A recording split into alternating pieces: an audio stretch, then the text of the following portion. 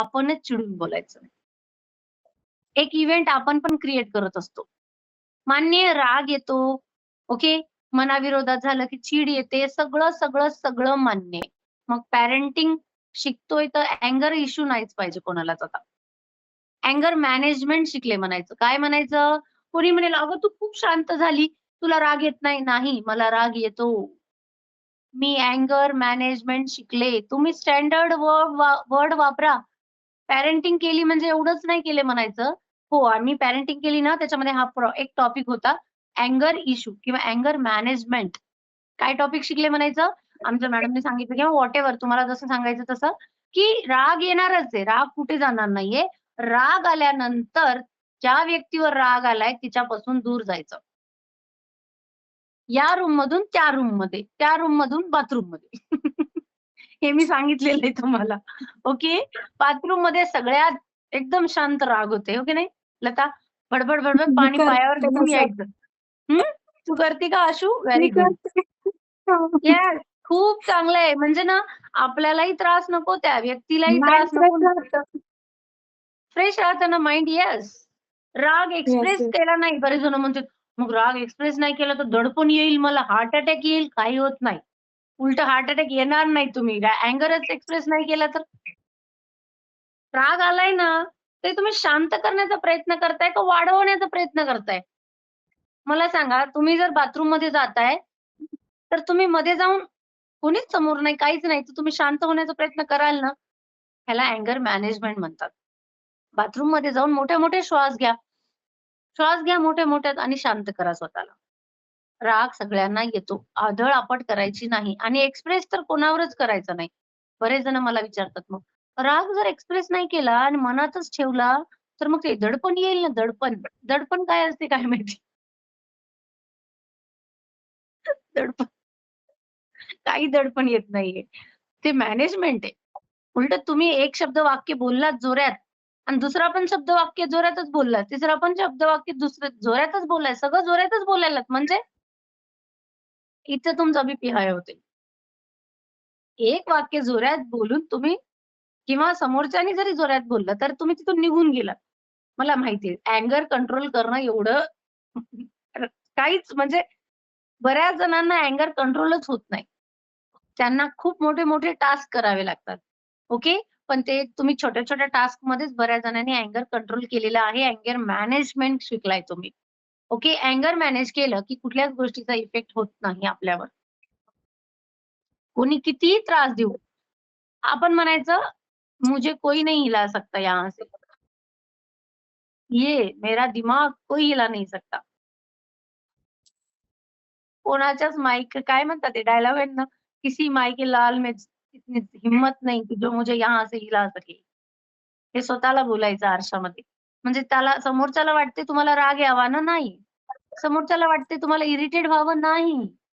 Okay. समोरच्याला वाटते की हिने चिडावं, हिने चिडून बोलावं, हिने इथून निघून जावं, व्हॉटएव्हर. नाही. इतनी इतनी इजाज़त नहीं देनी किसी को. की तुम्हाला हर्ट करेल तो व्यक्ती. तुम्हाला डिस्टर्ब करेल, तुम्हाला मेंटली हलवून टाकेल, नाही. क्लिअर? बोला मी काय-काय बोललीये समजते का? बऱ्याच जणांचे कॅमेरा ऑफ आहेत त्याच्यामुळे मला माहीत मी नाही आता की जॉइन झाले मॅडम. लेट झाला मला. हां. हो पूजा. का गं जॉइन नाही झाली लवकर? ते थोडी मीटिंग होती स्कूलमधली. बरं, ठीक आहे. चॅलेंज आहे की दिवसभर तुम्हाला दिवसभर म्हणा, आयुष्यभर म्हणा, लाईफटाईम म्हणा, ओके. जे काही घडतंय त्याच्याकडे लक्ष द्यायचंय आणि तुम्ही त्याच्यावर काय रिस्पॉन्स करताय हे पण लक्ष द्यायचंय. हे बघा, तुम्ही निव्वळच शांत राहिला तर लोक म्हणतील, "अबे हिला काय झालंय? पॅरेंटिंग क्लास बंद करून टाकतील." रिस्पॉन्स द्यायचा आहे, पण चेंज करायचा जे तुम्हाला द्यावा वाटला आणि वाटतोय हा चुकीचा, तर पॉज घ्या आणि श्वास घेऊन रिस्पॉन्स द्या. हे चॅलेंज आहे तुमच्यासाठी. कोणीही काही बोलू, वॉचमन बोलू, तुमचा ड्रायव्हर बोलू किंवा घरातला व्यक्ती एखादा. आता फॅमिलीमध्ये राहतात बरेच जण, सासूबाई असू, जाऊ असू. आता भारती जॉइंट फॅमिलीमध्ये राहते, ओके. कोणीही असू, आता वर्किंग वुमन आहेत आपल्या इकडे. पूजा आहे, दीपिका आहे, अपेक्षा आहे, स्वाती आहे, तेजू आहे, किरण आहे, वर्किंग आहेत तुम्ही, ओके. लताचे क्लायंट आहेत, ओके. कोणी काहीही बोलू, थोडंसं पॉज घ्या. असं काही नाही की तुम्ही पॉज घेतला म्हणजे त्या समोरच्याला उत्तर नाही देणार आहेत. थोडा विचार करा आणि कधी पण बुद्धीने उत्तर द्यायचं, बुद्धीने.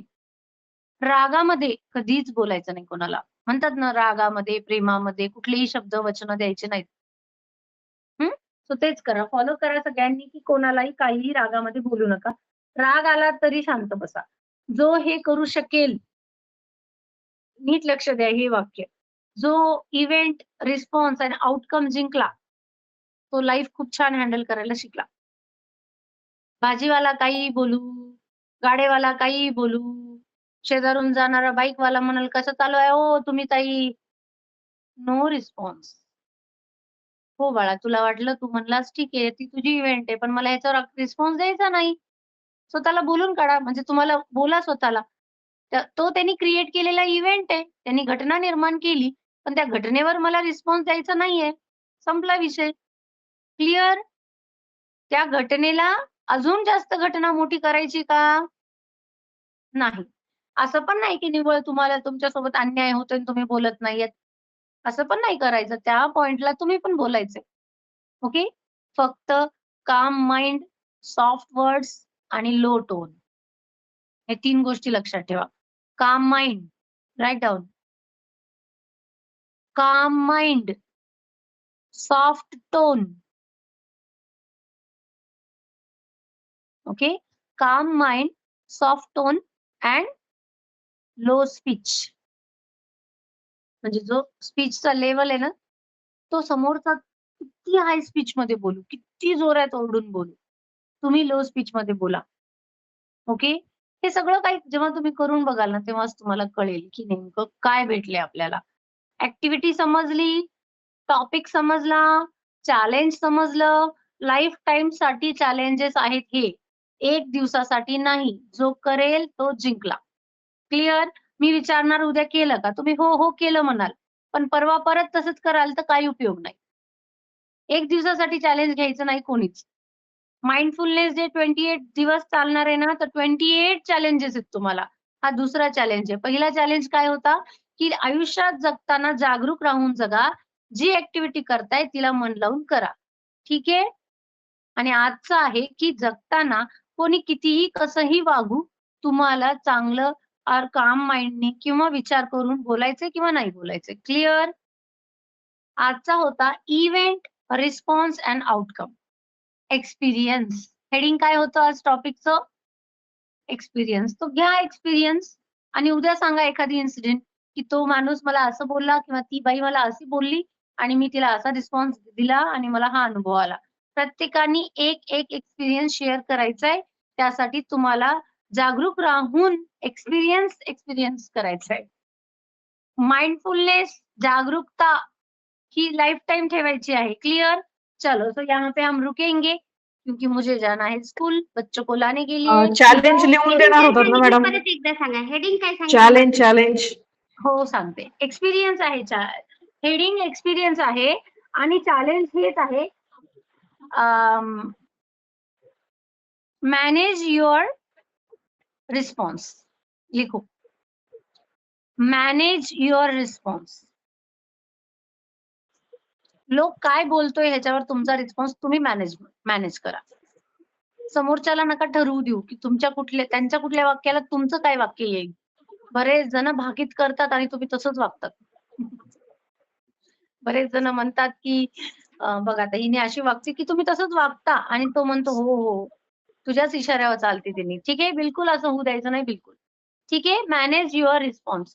कुठल्याही घटनेला कसा प्रतिसाद द्यायचा ही तुमचा निर्णय आहे आणि निकाल तुमच्यासारखा लागेल ना लागेल ह्याची वाट बघू नका बरं का. निकाल काही लागू शकतो. फक्त तुम्ही रिस्पॉन्स मॅनेज करू शकता. ना तुम्ही इव्हेंट मॅनेजमेंट करू शकता, ना तुम्ही आउटकम मॅनेजमेंट करू शकता. तुम्ही फक्त रिस्पॉन्स मॅनेजमेंट करू शकता आणि हेच आहे मॅनेज युअर रिस्पॉन्स.